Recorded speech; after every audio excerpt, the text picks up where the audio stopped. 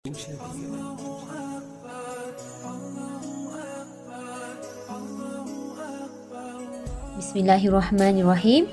Assalamualaikum warahmatullahi ta'ala wabarakatuh. Hai anak-anak murid tahun 3, apa khabar? Okey, jom kita teruskan pelajaran kita pada hari ini tentang tajuk jasa dan sumbangan Imam Bukhari dan Imam Muslim dalam bidang hadis. Okey, sebelum kita mulakan pelajaran kita hari ini, sebelum saya teruskan, Ustazah nak semua murid bersedia buka buku teks muka surat 4.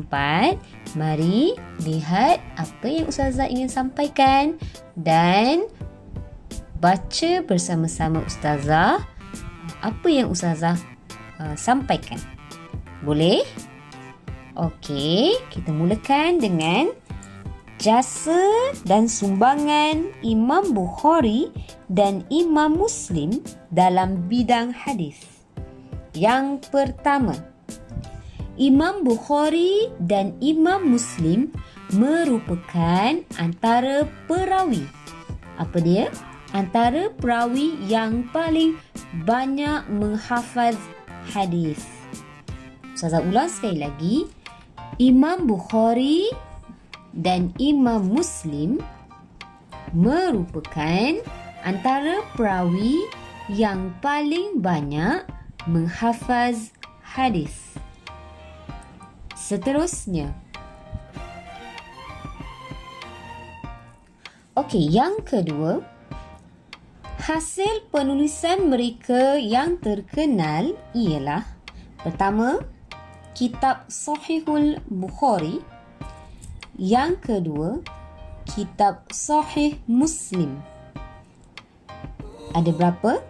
Ada 2. Yang pertama, hasil penulisan mereka yang terkenal. Maksudnya kat sini yang famous, gitu, terkenal. Pertama, kitab Sahih Bukhari. Yang kedua, kitab Sahih Muslim. Okey. Seterusnya, yang ketiga, hadis-hadis yang disusun adalah sahih. Apa yang dimaksudkan sahih? Benar. Dan bersambung sanad terus kepada Nabi Muhammad sallallahu alaihi wasallam. Ustazah ulang sekali lagi. Hadis-hadis yang disusun. Maksudnya hadis-hadis yang ada, yang disusun adalah sahih. Sahih ni adalah benar dan bersambung sanad. Terus kepada siapa? Nabi Muhammad sallallahu alaihi wasallam. Yang keempat, kitab-kitab hasil penulisan mereka menjadi rujukan umat Islam hingga hari ini. Kitab-kitab hasil penulisan mereka menjadi rujukan umat Islam hingga hari ini. Maksudnya kitab-kitab yang ditulis ialah menjadi sumber rujukan umat-umat Islam zaman sekarang ni. Pada zaman kini kita nak rujuk hadis Nabi yang sahih, yang benar, antaranya ialah daripada hadis Imam Bukhari dan Imam Muslim, iaitu yang tentang penulisan antara kitab yang terkenal. Okey, anak-anak murid, sebentar tadi kita telah sama-sama membacakan jasa dan sumbangan Imam Bukhari dan Imam Muslim dalam bidang hadis. Seperti yang sedia maklum, Imam Bukhari dan Imam Muslim adalah perawi yang paling banyak menghafaz hadis. Antara kitab-kitab yang terkenal hasil penulisan mereka, yang pertama, kitab Sahih Bukhari.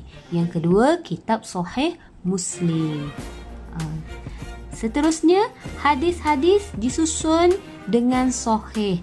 Kenapa kita kena ambil hadis yang sahih? Supaya kita boleh beramal dan berhujah. Kenapa kita perlu mengambil lagi hadis sahih ni? Supaya bila kita berhujah, kita tidak menyampaikan hadis yang tidak benar. Bila kita mudah berhujah tentang hadis yang benar, yang sahih, kita dapat mengamalkan dalam kehidupan seharian kita dan bersambung sanad terus kepada Nabi Muhammad sallallahu alaihi wasallam. Yang terakhir, kitab-kitab hasil penulisan mereka menjadi rujukan. Rujukan kepada siapa? Kepada umat Islam hingga hari ini. Sebagai contoh, antara hadis-hadis yang kita buat rujukan dalam harian kita, innama a'malu binniyat. Jadi antara hadis-hadis yang kita selalu gunakan pada masa kini, antaranya adalah hadis-hadis yang ditulis oleh Imam Bukhari dan Imam Muslim. Okey, jadi di situ kita dapat lihat betapa besarnya jasa dan sumbangan Imam Bukhari dan Imam Muslim sehingga kini kita umat Islam menjadi rujukan, menggunakan, mengamalkan hadis-hadis yang telah disusun, yang telah ditulis untuk amalan harian kita, sebagai hujah kita tentang apa yang diamalkan oleh Nabi Muhammad sallallahu alaihi wasallam. Ustazah harap murid-murid dapat apa yang saya sampaikan pada hari ini tentang jasa dan sumbangan Imam Bukhari dan Imam Muslim. Okey, bye semua. Assalamualaikum.